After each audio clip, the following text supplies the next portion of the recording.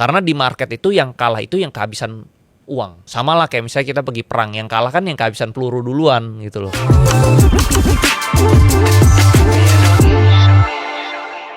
Halo para trader dan juga investor, apa kabarnya? Mudah-mudahan luar biasa. Dan kembali lagi bersama saya Benadus Wijaya dari Suko Sekuritas, di mana pada hari ini kita ada suatu event, yakni podcast Market Cuts and Clips.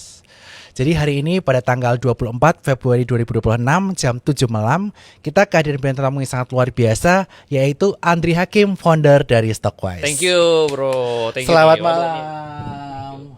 Dulu di sini kita pas awal masih kafe-kafe ya. Masih kafe-kafe. Desainnya. Dulu Andri masih Baby Dragon. Sekarang udah jadi Dragon beneran. Sekarang market lagi crash jadi balik cacing lagi bro. Enggak lah. Tapi senang banget nih Andri datang ke tempat ini, podcast kedua kali bareng Sukor. Dan kita pengen banyak menggali nih mengenai kondisi market. Ya. Karena sejak tanggal 28 Januari hingga sekarang itu volume menurun. Yes. Memang sempat mengalami rebound nih dari tanggal 11 Februari sampai sekarang sempat rebound, bahkan sempat break area resistance 8395. Tapi hari ini jebol dua support sekaligus. Betul. 8395 sama 8329. Betul. Nah, kira-kira apa sih yang men-trigger market ini kembali ada kepanikan? Kalau menurut gua sih ini karena makro di luar negeri sama di dalam negeri kurang bagus ya. Oke. Kalau di luar negeri kan ada perang tuh, Iran US. Armadanya udah 30% ada di Iran gitu kan. Lalu kalau yang sebelumnya MSCI masih belum jelas nih perkembangannya gimana. Walaupun udah ada keputusan tapi positif atau enggaknya belum tahu nih. Oke. Terus ketiga masalah free float. Jadi banyak kalau menurut gua sih banyak perusahaan tuh lagi atur, mungkin pindah-pindahin emitennya ya, nomini-nomininya diatur, dipindah-pindahin gitu buat memenuhi ini free floatnya itu loh. Oke. Nah, terus kalau di dalam negeri isu yang setiap kali di ini kan saham gorengan. Nah, jadi semua akhirnya mereka takut nih mau gerak, mau beli banyak sahamnya nanti takut dibilangnya menggoreng. Iya. Gitu loh, karena isu menggoreng ini belum jelas nih. Yang disebut menggoreng itu seperti apa sih belum tahu. Oke. Gitu, ya kan. Jadi lalu masih influencer apa? Juga yang terakhir. Influencer juga kan.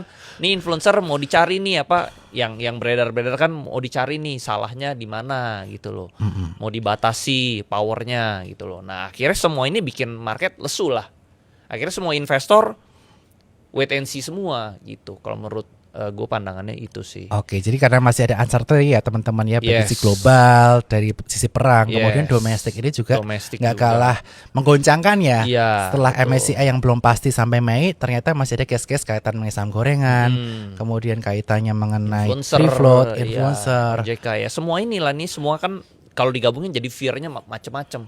Ada yang fear-nya impact ke influencer, impact ke market maker, impact ke emiten, impact ke sekuritas, ya akhirnya semuanya diem, gitulah.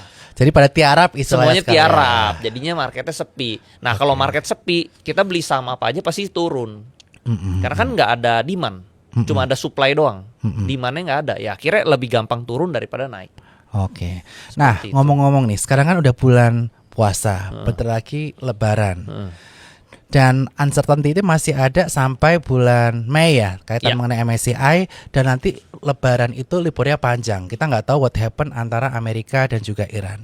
Nah, menurut pandangan Andri nih, strategi investing atau trading yang paling cocok di kondisi market yang serba tak pasti ini seperti apa sih? Kalau di kondisi yang uncertainty, menurut saya sih paling bagus tuh trading. Karena ya kalau misalnya kita lihat ada sesuatu yang menarik, beli udah untung buru-buru jual. Karena banyak ketidakpastian, kita beli, kita hold lama, nanti balik lagi malah turun lagi. Jadi kalau menurut gua sih mendingan dalam jangka waktu ini trading dulu ya. Unless kecuali ya kita belinya saham-saham yang blue chip. Misalnya kayak Mandiri, ya blue chip lah ya. Blue chip in general ya dia udah bottom ya. Kalau turun beli lagi lebih banyak karena dividennya jadi lebih besar. Tapi selain blue chip, menurut gua sih trading ya. Ya. Gitu. Karena April dan Mei nanti juga pembagian dividen ya. Jadi kalau blue chip nunggu dividen ya Maret April masih oke. Masih dapat ya 9%, 10% masih oke.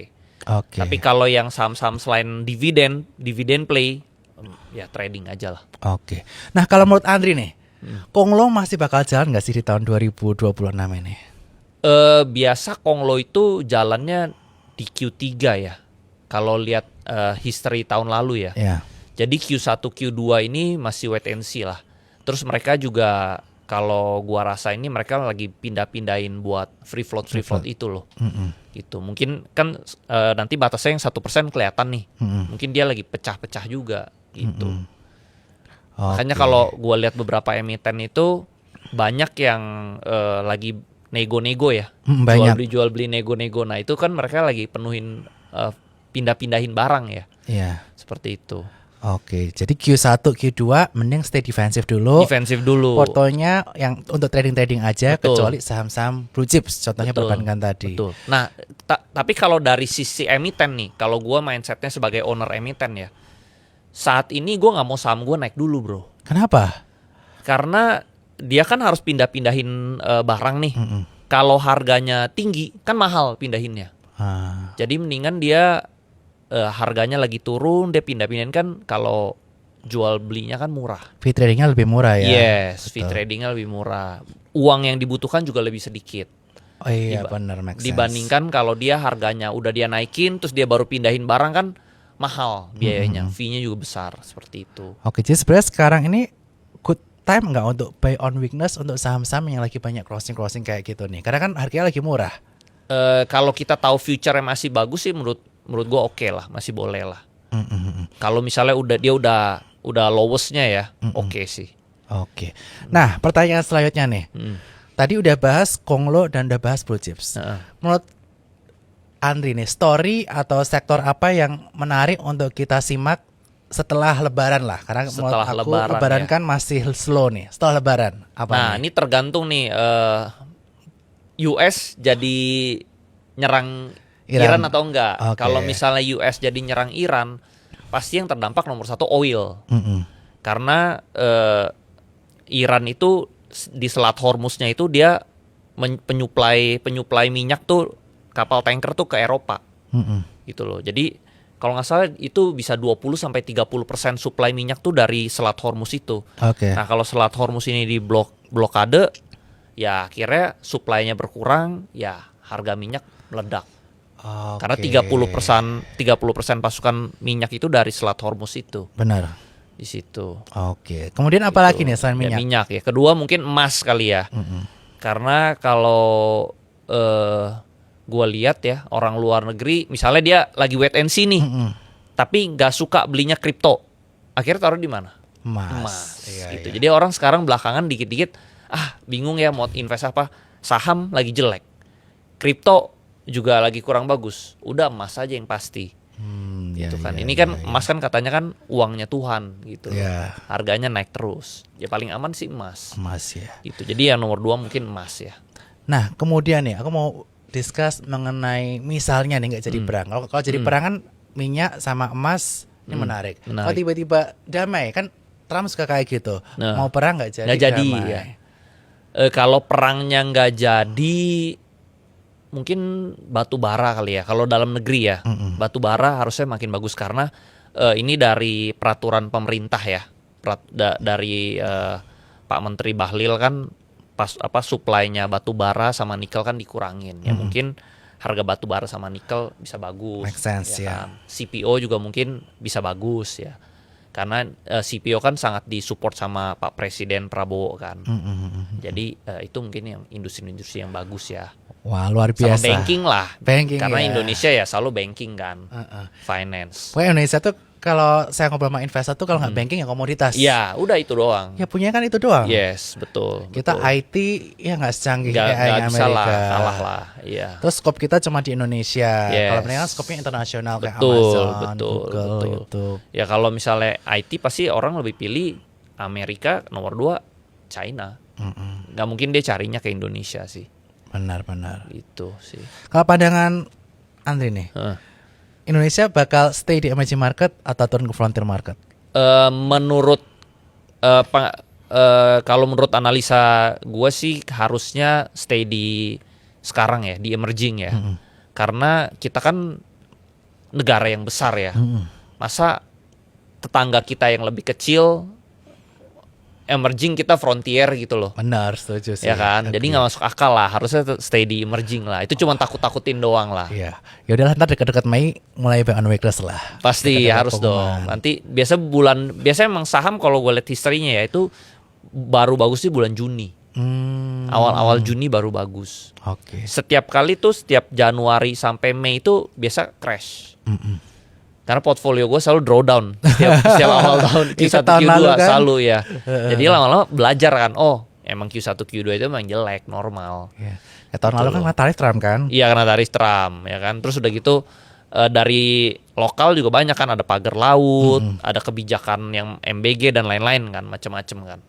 Seperti itu. Oke, jadi Q1, Q2 ini kita jangan terlalu expose ke market dulu ya. Kita Yes, harus jangan steady terlalu cash. agresif. Yes. Harus misalnya kalau mau masuk pun ya harus ada sisa cash lah. Money managementnya harus kuat gitu loh. Baru nanti kita bisa gaspol ketika mulai bullish dan diproyeksikan menurut Andri di Q3, Q4. Betul, karena di market itu yang kalah itu yang kehabisan uang. Benar. Gitu loh. Sama lah kayak misalnya kita pergi perang, yang kalah kan yang kehabisan peluru duluan gitu loh. Benar.